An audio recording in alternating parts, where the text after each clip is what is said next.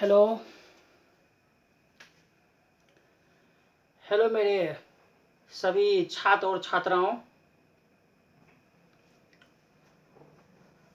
मैं देव mathematics classes Murliganj Madhepura से आपके धीरज सर बोल रहे हैं।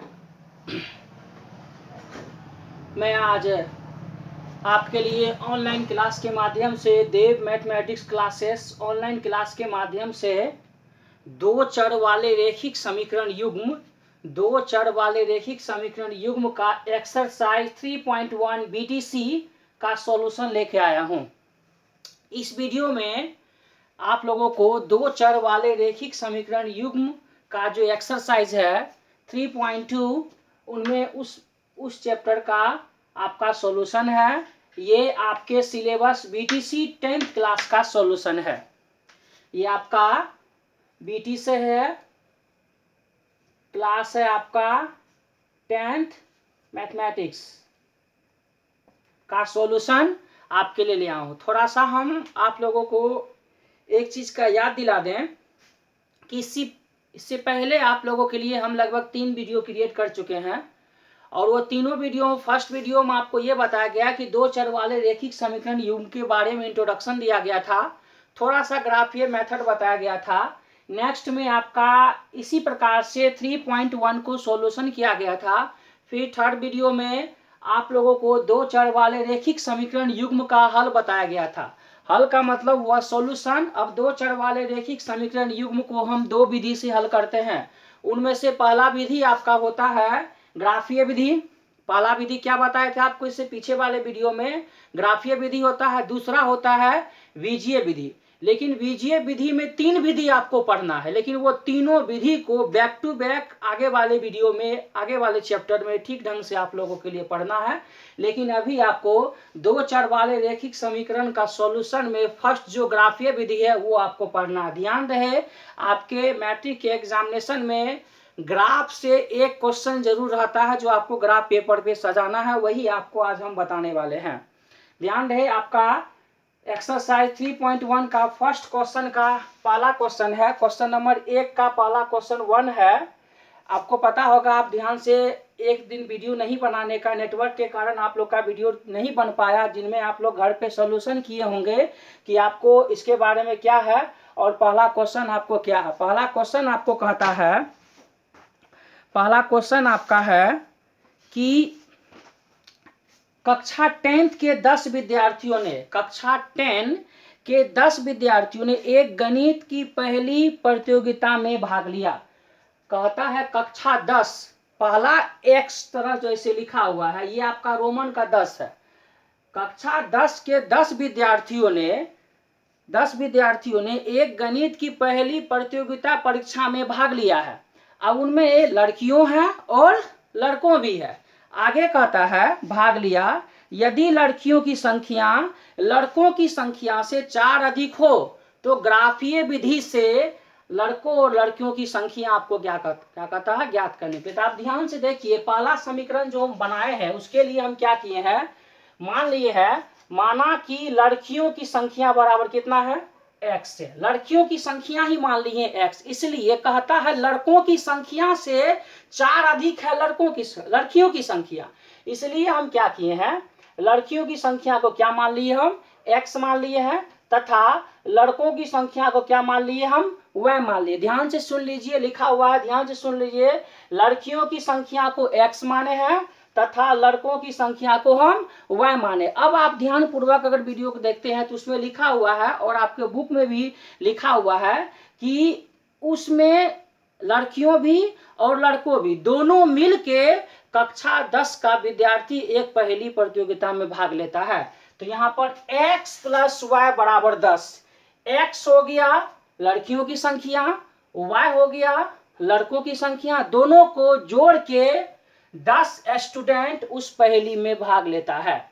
तो आपका ये पहला समीकरण तैयार हो गया, पहला केस तैयार हो गया। दूसरा केस आपको कहता है अगेन ATQ, ये था ATQ। अब यहाँ पे अगेन ATQ में दिया हुआ है x बराबर y प्लस 4। कहता है लड़कियों की संख्या लड़कों की संख्या से 4 अधिक है। कहता है दूसरा केस में, ये पहला केस था दूसरा केस में कहता है लड़कियों की संख्या लड़कों की संख्या से 4 अधिक है। इसका कहने का मतलब ये हुआ, ये जो x है, ये x है आपका है क्या, लड़कियों की संख्या। अब लड़कों की संख्या में अगर हम 4 जोड़ देते हैं तो वो किसके बराबर हो जाएगा, लड़कियों की संख्या हो जाएगा। ध्यान से फिर से आप दोनों सुन लीजिए, यहाँ पे लिखा हुआ है ATQ प्रश्नानुसार कहता है एक पहली प्रतियोगिता में लड़कियों की संख्या और लड़कों की संख्या दोनों मिलकर 10 स्टूडेंट्स भाग लेते हैं, तो इसलिए लड़कियों प्लस लड़कों बराबर कितना हो गया 10। अब अगेन ATQ में कहता है लड़कियों की संख्या लड़कों की संख्या y से कितना अधिक है, 4 अधिक है। ध्यान से इस जगह पे समझिएगा आप लोग, ये तो थोड़ा आसान है, इसमें थोड़ा सा दूसरे कैटेगरी से है, इसलिए ध्यान से समझिएगा। लड़कियों की संख्या लड़कों की संख्या से आपका कितना अधिक है, 4 अधिक है। ध्यान से आपको देखना है। अब अगर y को उठा के इस साइड लाएंगे तो x माइनस वाई बराबर कितना हो गया 4। y को उठा के इस साइड लेंगे तो x माइनस वाई बराबर 4। अब इसको हम दो सॉल्यूशन से हल कर लेंगे। हल करने के बाद इसको ग्राफ पेपर पर सजा के ग्राफीय विधि से लड़कों की संख्या और लड़कियों की संख्या हम लोग ज्ञात करेंगे। ध्यान से देखिए, आप लोग को हम पीछे वाले वीडियो में बताए थे किस प्रकार से इसको हल करेंगे। x के जगह पर y के जगह पर आपको वो मान रखना है कि आपको 10 फुट जाए। x के जगह पे 5 रखे, y के जगह पर 5 रखे, 5 5 10। x के जगह पे 4 रखे, y के जगह पर 6 रखे, 4 और 6 कितना हो गया 10 हो गया। तो ये दो सॉल्यूशन आपका हो गया। ध्यान से x के जगह पे 5, y के जगह पर 5, x के जगह पे 4, y के जगह पर 6, दो सॉल्यूशन आपका निकल गया। अब यहाँ पर x के जगह पर y के जगह पर वो मान रखना है कि घटा के आपको कितना पुराना है, घटा के आपको कितना पुराना 4 पुराना, तो 6 में से 2 गया, x के जगह पर 6, y के जगह पर 2, x के जगह पर 5, y के जगह पर 1, 6 में से 2 गया 4, 5 में से 1 गया 4। तो आपको ये आसान था, इसलिए जस्ट इक्वेशन निकल गया। अब इसको आपको ग्राफ पेपर पर ठीक ढंग से सजाना है, क्योंकि हम बोर्ड पे समझा रहे हैं, थोड़ा सा डिफिकल्ट थोड़ा सा टेढ़ा भी हो सकता है, लेकिन ध्यान पूर्वक आपको ग्राफ पेपर पे सजाना है। जिसको ग्राफ पेपर नहीं हो वो स्केल के सहारे से कॉपी पर ही सजाएंगे, कोई दिक्कत नहीं। लॉकडाउन ओपन होने के बाद सभी आदमी ग्राफ पेपर खरीद के बैक टू बैक सभी सवाल को सजाना। अब यहाँ पर ध्यान से देखिए, हाईएस्ट नंबर आपको 6 है, कोई दिक्कत नहीं, आप 6 भी ले सकते हैं, उससे अधिक भी लीजिएगा। देखिए ये रहा आपका x अक्ष, ये रहा आपका y अक्ष, ये रहा आपको x अक्ष, ये 8 तक लिए, ये आपको कितना तक लिए 7 तक लिए। तो आपका पहला है 5 5, पहला क्या है 5 5, ये आपका मूल बिंदु हुआ। नेगेटिव नहीं लिए, इसका मतलब कि नेगेटिव नहीं है, इसलिए हम नेगेटिव नहीं बढ़ाए हैं। अब यहाँ पर 5 5, x का मान 5, y का मान 5, ये रहा आपको x का मान 4, y का मान 6, x का मान 4, y का मान 6, ये रहा आपका, ये हुआ पहला इक्वेशन। इसका ये पहला रेखा हुआ। देखिए x प्लस वाई बराबर 10 दिया हुआ, x प्लस वाई बराबर 10 आपको ये पहले से दिया हुआ। ध्यान से देखिए 5 और 5 दिया हुआ है ना, ये 5 और 5, x वाई 5 प्लस 5 आपको दिया हुआ है, और 4 प्लस 6 ये आपको दिया हुआ है। 5 और 5, 5 5 ये हो गया, 4 और 6 ये हो गया, आपको यहाँ से सजा लिया। अब नेक्स्ट है दूसरा समीकरण, ये तो इसका हो गया। नेक्स्ट है आपको 6 को मा 2, ये रहा आपको 6, ये रहा आपको 2, ये y का मान 2 रहा, ये रहा 6 और ये रहा आपको 2, ये तो हो गया। उसके बाद 5 1, ये रहा 5 और ये रहा 1, ये रहा 5, ये रहा 1। अब इसको ध्यान पूर्वक अगर ये चारों को सजाना है तो 9th में इसको सजाने के लिए सीखे थे, आप ग्राफ पेपर पे सजा सकते हैं। नेगेटिव नहीं लिए तो और अच्छा है, आसानी से आप सजा सकते हैं। अब इसको हम ऐसे ही दोनों लाइन को लेके खींचे, x प्लस वाई बराबर 10 को, फिर अब दोनों लाइन लेके इसको खींचे, तो इसका नाम है x माइनस वाई बराबर 4, x माइनस वाई बराबर 4। तो दोनों देखते हैं प्रतिच्छेद करता है 7 और 3 पे। 7 का मतलब देखिए ये हुआ 7, ये हुआ आपको 3, ये देखिए ये हुआ 7, ये हुआ 3। जिस बिंदु पर प्रतिच्छेद करता है उनमें से x का मान क्या हो गया, लड़कियों की संख्या 7, और उनमें से y का मान लड़कों की संख्या कितना हो गया 3। इसलिए ये ग्राफीय विधि से आपको हल किए हैं, और ग्राफीय विधि से आने वाले कोई विधि से अगर आप इसको हल करते हैं तो सभी विधि में आपका आंसर 7 और 3 ही आएगा। तो ये होगी आपको 3.1 का फर्स्ट क्वेश्चन का पहला रोमन का 1। नेक्स्ट आपको है जो इस तरीका का सवाल आप लोग बनाए भी थे, ठीक ढंग से इसको समझ लिए होंगे, तो आगे इसको ध्यान पूर्वक आप समझिए। क्वेश्चन नंबर रोमन का 2, क्वेश्चन नंबर रोमन का 2। अगर किसी को इसको समझने में दिक्कत हुआ होगा कि आप वीडियो को फिर से शुरू करके देखिएगा तो इसको ठीक ढंग से फिर से समझ में आएगा, बैक टू बैक। ये हल को करने के बाद तब इसको ग्राफ पेपर पे सजाना है ध्यान से। अब नेक्स्ट वीडियो है आपको क्वेश्चन नंबर 2। क्वेश्चन नंबर 2 में कहता है, क्वेश्चन नंबर 2 में कहता है एक दुकानदार से 5 पेंसिल और 7 कलम 50 रुपया में लिया जाता है। 5 पेंसिल और 7 कलम 50 रुपया में लिया जाता है। 7 पेंसिल और 5 कलम 46 रुपया में लिया जाता है। तो एक ठो पेंसिल और एक ठो कलम का मूल्य ज्ञात करना। तो यहाँ पर देखिए, माना कि एक पेंसिल का मूल्य क्या मान लिए हम, x रुपया। एक कलम का मूल्य क्या मान लिए हम, y रुपया। एक पेंसिल का मूल्य x रुपया, एक कलम का मूल्य y रुपया। ध्यान से समझिए, एक पेंसिल का मूल्य है x रुपया, एक कलम का मूल्य क्या मान लिया हम, y रुपया मान लिया। ध्यान से अगेन ATQ इस तरीका का सवाल आपको पिछले बार वीडियो में बताए हुए हैं। तो 5 ठो पेंसिल लिया जाता, पहला केस में 5 ठो पेंसिल, इसलिए 5x। 5x का मतलब एक पेंसिल का दाम x रुपया, तो 5 ठो पेंसिल का दाम 5x। उसी तरीका से 7 को कलम लिया जाता है, एक कलम का दाम y रुपया, तो 7 को कलम का दाम 7y। इन दोनों को जोड़ के दुकानदार को 50 रुपया दिया गया। फिर यहाँ पर 7 पेंसिल लिया गया है और 5 कलम। आप सवाल को ठीक ढंग से पढ़िएगा। 7x + 5y = 46। आप बोलिएगा 7x कहाँ से आया, तो एक पेंसिल का दाम है x रुपया, तो 7 पेंसिल का दाम 7x। एक कलम का दाम y रुपया, तो 5 कलम का दाम 5y = 46। अब इसको आप सॉल्यूशन कीजिएगा। x के जगह पर वो चीज रखना है, y के जगह पर वो चीज रखना। कितना पुर जाए, 50 पुर जाए। तो x के जगह पर 3 रखा गया, तो 5 तिया 15।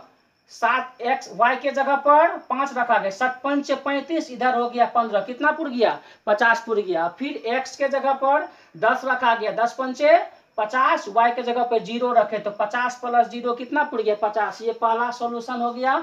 दूसरा का x के जगह पर 3 रखे हैं, तो 7 तिया 21, और y के जगह पर 5, तो 5 25, 25 और 21 कितना हो गया, 46। नेक्स्ट x के जगह पर 8 रखे हैं, तो 8 × 7 = 56, और y के जगह पर रखे हैं -2।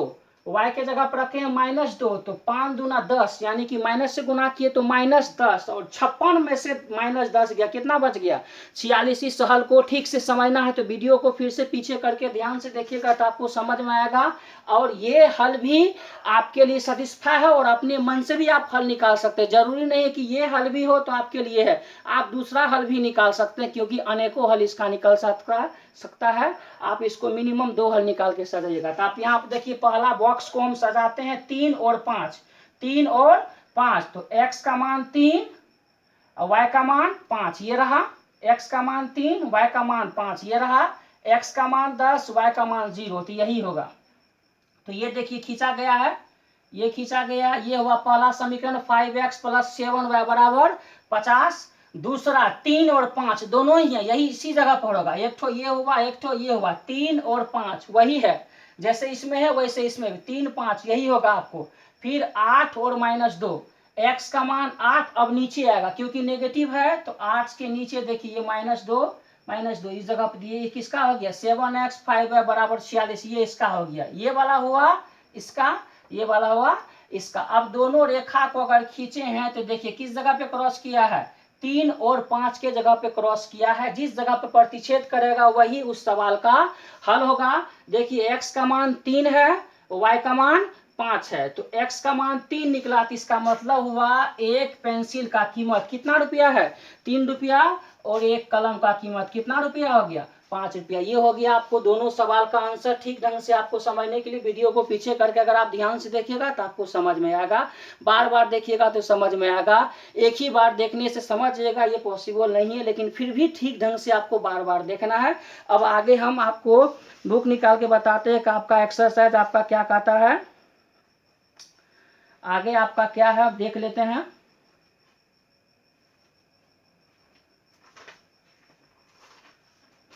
आगे आपका क्वेश्चन नंबर 2 देखते हैं क्या कहता है।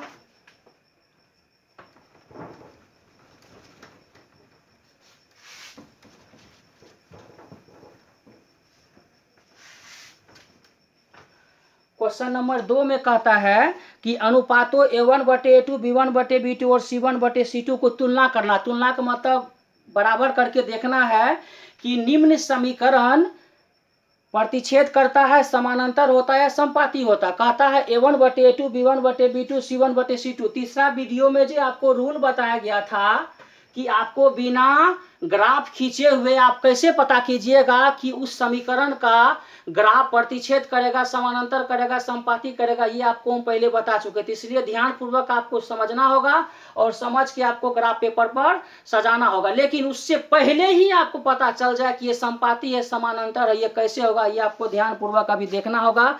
इसमें से हम सभी सवाल नहीं बताएंगे, कोई एक बता देते हैं। तो क्वेश्चन नंबर 2 का एक बता देते हैं। 2 का एक है 5x - 4y + 8 = 0। दूसरा है 7x - 6y, 6y नहीं है, प्लस है -9 = 0। 5x - 4y + 8 = 0। 7x + 6y - 9 = 0। आपको इससे समीकरण से चेक करना है कि इस समीकरण का ग्राफ किस प्रकार से होगा। बिना ग्राफ खींचे हुए चेक करना है, वह रूल से। तो ध्यान से देखिए, सबसे पहले आपको A1, A2, B1, B2, C1, C2 को खोजना है। तो ये हुआ आपको A1, ये हुआ A2, ये हुआ B1, ये हुआ B2, ये हुआ C1, ये हुआ C2। तो ध्यान से चेक कीजिए कि आपको A1/A2 ज्ञात करना है। तो A1/A2, तो A1 है आपको 5/7, ये हुआ A1, ये हुआ A2। तो A1 के जगह पर 5, A2 के जगह पर 7। अब B1/B2, तो B1 हो गया आपको -4 और B2 हो गया आपको 6। ध्यान से देखिए, A1/5/7 निकला, B1/B2 -4/6 निकला। इस दोनों में आसमान धरती का फर्क है। इसका मतलब ये हुआ कि A1/A2 बराबर नहीं है B1/B2। अर्थात अगर ये दोनों बराबर है तो C1/C2 निकालने की जरूरत नहीं है। इसका मतलब है कि A1/A2 और B1/B2 आपस में बराबर नहीं होता है, तो उसका ग्राफ जो होता है आपको क्या करता है, प्रतिच्छेद करता है। और ये आपको संगत भी होगा।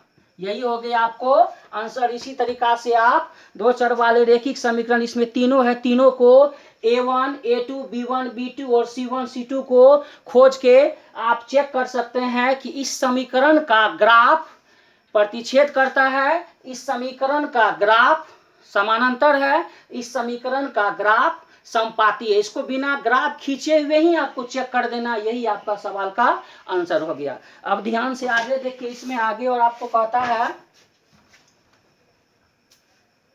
आगे इसमें है, आगे क्वेश्चन नंबर 3 है। क्वेश्चन नंबर 3 है।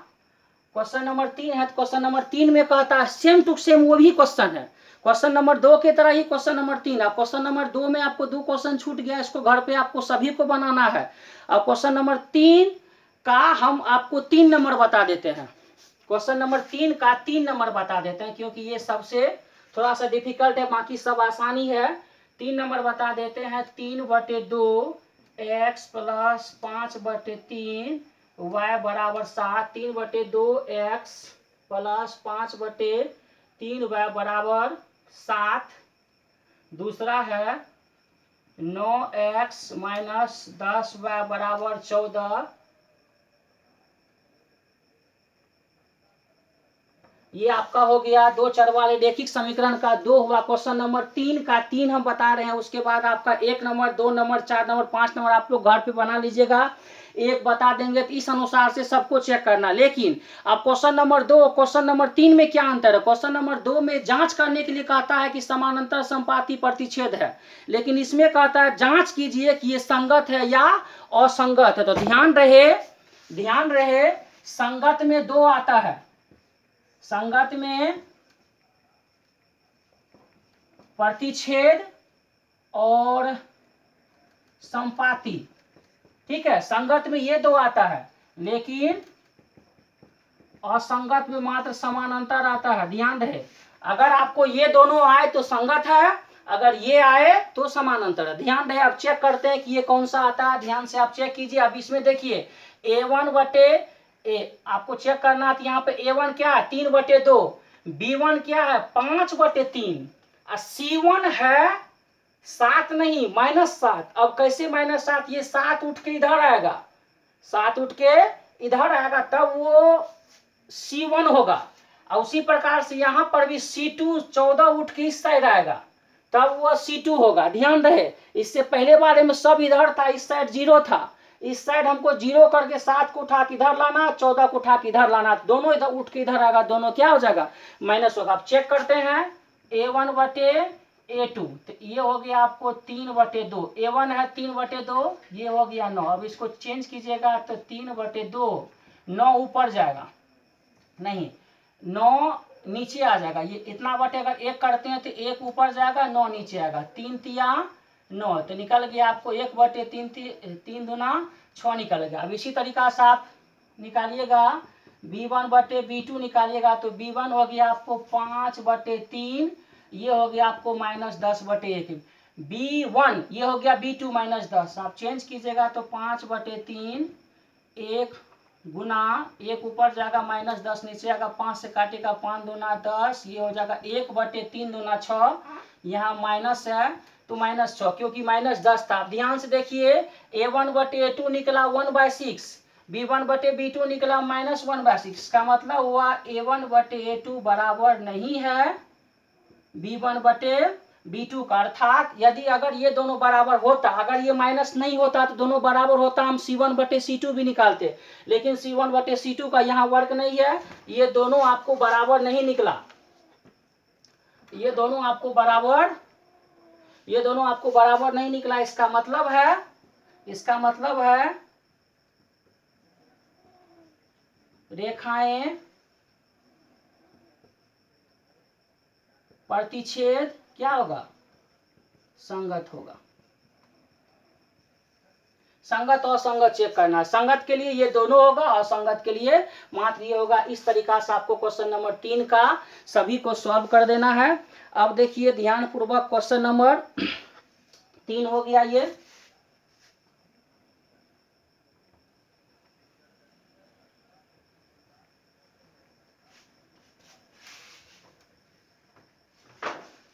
अब देखिए क्वेश्चन नंबर 3 हो गया। अब क्वेश्चन नंबर 3 का होने के बाद क्वेश्चन नंबर 3 का जितना बचा उसको अपने घर पे बना लीजिएगा। क्वेश्चन नंबर 4 कहता है कि क्वेश्चन नंबर 4 कि आपको दो चर वाले रेखिक समीकरण युग्म, ये चारों को, क्वेश्चन नंबर 4 में 4 क्वेश्चन है, क्वेश्चन नंबर 4 में 4 क्वेश्चन है, आप इस चारों को चेक करना इसी तरीका से A1/A2, B1/B2, C1/C2 से चेक करना है। चेक करने के बाद यदि वह संगत है तो उसको ग्राफ पेपर से हल करना है, यदि वो असंगत होगा तो उसको वहीं पर छोड़ देना। अर्थात कहने का मतलब कि जैसे लिखा हुआ है रेखिक समीकरण युग्मों में कौन कौन से युग्म संगत है या असंगत है, जो संगत होगा उसको ग्राफीय विधि से हल करना। जैसे क्वेश्चन नंबर 1 को हम देखते हैं, क्वेश्चन नंबर 4 का 1,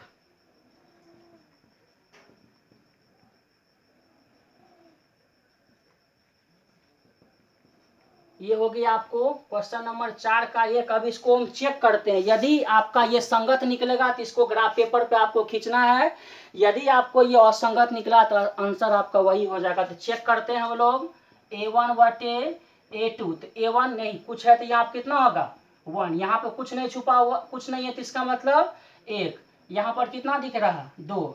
अब निकालेंगे B1/B2, तो B1 हो गया, यहाँ पर भी कुछ नहीं छुपा या कुछ नहीं है तो इसका मतलब 1, यहाँ पे कितना छुपा हुआ 2, ये हुआ A1/A2, ये हो गया B1/B2। अब उसी तरीका से C1/C2 निकालो, तो C1/C2 निकाले तो C1 हो गया 5 को उठा के इधर ले जाएगा, कितना हो जाएगा -5, 10 को उठा के इधर ले कितना हो जाएगा -10, माइनस माइनस कैंसिल, 5 एकड़ 5, 5 दूना 10। इसका मतलब हुआ कि A1/A2 बराबर B1/B2 बराबर C1/C2, अर्थात तीनों बराबर होता है।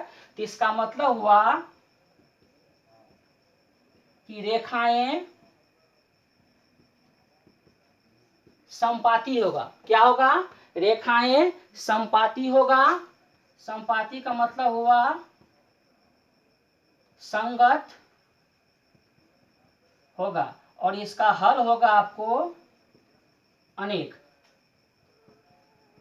अब इसको ग्राफ पेपर पर आपको सजा लेना, इसका मतलब संगत के कैटेगरी में गया, संगत के कैटेगरी में गया तो इसका मतलब हुआ इसको आप ग्राफ पेपर पर आप इसको सजा सकते हैं। हम इसका हल निकाल देते हैं, आप इसको ग्राफ पेपर पे सजा लीजिएगा। एक रेखा के ऊपर दूसरा रेखा जाएगा तो इसको हम हल निकाल देते हैं। x प्लस वाई बराबर 5,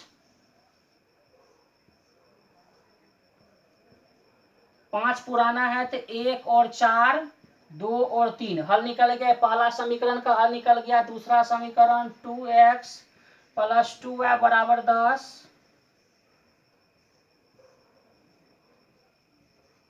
हो गया। अब x के जगह पे यहाँ 5 रख दीजिए, इसके जगह पर 0 रख दीजिए। 5 रखिएगा तो 5 दूना 10, y के जगह पर 0 रखिएगा तो 10 प्लस 0 कितना होगा, 10 पुराना है। अब इसमें यहाँ पे रख देते हैं हम 2, तो 2 दूनी 4, यहाँ रख देते हैं y के जगह पर 3, तो 3 दूना 6, 6 4 10, कितना पुर गया, 10 पुर गया। तो ये दोनों हल आपको निकल गया दो चर वाले रैखिक समीकरण युग्म का। ध्यान रहे क्वेश्चन नंबर 4 को आपको ठीक ढंग से बनाना। अब इसका एक ठो बना दिए, इसको ग्राफ पेपर पे सजाना है, इसको ग्राफ पेपर पे सजाना है। ग्राफ पेपर पे सजा के, ठीक है, ग्राफ पेपर पे सजा के आपको इसको अनेक हल जो होगा एक के ऊपर एक ही जाएगा, आपको ग्राफ पेपर पे इसको सजा लेना है। अब देखिए इस प्रकार से क्वेश्चन नंबर 2, 4 का 2, 3 और 4 को भी आपको ठीक ढंग से इस प्रकार से चेक करना। यदि वह संगत के कैटेगरी में आया तो उसको ग्राफ पेपर पे आपको सजाना है। सभी सवाल को इस प्रकार से बताना वीडियो के मार्फत से संभव नहीं है, इसलिए आज का क्लास यही तक हम स्टॉप करते हैं। और इस चैप्टर का क्वेश्चन नंबर 5 और क्वेश्चन नंबर 5, क्वेश्चन नंबर 6 और क्वेश्चन नंबर 7 को हम किसी विधि से आप लोग के लिए प्रस्तुत कर देंगे, आप लोग को बना के भेज देंगे या वीडियो के मार्फत से आपको समझा देंगे। लेकिन यहाँ तक समझाने के बाद मैक्सिमम आपका 70 या 80% इस चैप्टर को हम सॉल्यूशन आपको बोर्ड पे कर चुके हैं, और आने वाले समय में हम आपको इस सवाल का भी सॉल्यूशन भेज देंगे। आपको यहाँ तक समझाने के बाद आप इस वीडियो को बार बार देखिए, अच्छे क्वालिटी में करके देखिए और समझिए, समझ के इससे आपको लाभ उठाना। बहुत सारे स्टूडेंट को हम देखते हैं कि इससे आप रुचि नहीं रखते। अगर रुचि नहीं रखिएगा तो आपका क्लास जिस प्रकार से था उसी प्रकार से हम छोड़ देंगे। बात समझ जाइए। जो भी स्टूडेंट, मैक्सिमम स्टूडेंट को देखते हैं जो 10 को छोड़ के मैक्सिमम स्टूडेंट को देखते हैं कि वह रुचि नहीं रखते हैं, वो एक्टिव नहीं है। हम बार बार वीडियो में बोलते हैं, लेकिन आप एक्टिव नहीं रहिएगा तो हम इसके लिए कुछ नहीं कर सकते हैं। उस स्टूडेंट का मैट्रिक का रिजल्ट का जिम्मेदारी देव मैथमेटिक्स क्लास आपका नहीं लेगा। ध्यान से कान खोल के सुन लीजिए। आने वाले समय में यदि आप इस चीज को ठीक ढंग से नहीं समझिएगा, कब आपका क्लास खुलेगा ये हम बता नहीं सकते हैं। इसलिए आपको ये चीज को हम समझाने के लिए ऑनलाइन क्लास का माध्यम शुरू किए। यदि इसमें आप रुचि नहीं रखिएगा, बहुत सारे स्टूडेंट सो जाते हैं, पढ़ते नहीं है, कुछ नहीं करते हैं, तो इसका जिम्मेदारी हम नहीं लेंगे। आपके मैट्रिक के सिलेबस का खत्म होने का जिम्मेदारी या आपके रिजल्ट का जिम्मेदारी हम नहीं लेंगे। अब बोलिएगा सर गुस्सा क्यों करते हैं? गुस्सा का मतलब यहाँ नहीं निकलता। यदि आप मेहनत नहीं कीजिएगा तो हम आपका नहीं है, आप मेहनत कीजिएगा तो हम आपका हैं। ध्यान रहे। और इतना बात कहने के बाद आज का क्लास यहीं पे स्टॉप होता है। आप ध्यान से इसको पढ़िए। आने वाले समय में हम थोड़ी थोड़ी वीडियो आपके लिए फिर से बनाएंगे और आपको सहायता देंगे। लेकिन यदि आप ठीक ढंग से कीजिएगा तो आपके लिए ही हित में होगा। और आप वीडियो को ठीक ढंग से किसी को शेयर भी कीजिए। शेयर करने के बाद सब्सक्राइब कीजिए। आप लाइक का बटन नहीं दबाते हैं, इतना तो जरूर कर दीजिए। यदि वीडियो आपको अच्छा लगता है, वीडियो आपको ठीक लगता है तो आप ठीक ढंग से लाइक सब्सक्राइब कीजिए। यहाँ तक कहने के बाद आपका क्लास यहीं पे स्टॉप होता है। ठीक है, धन्यवाद, बेस्ट ऑफ लक।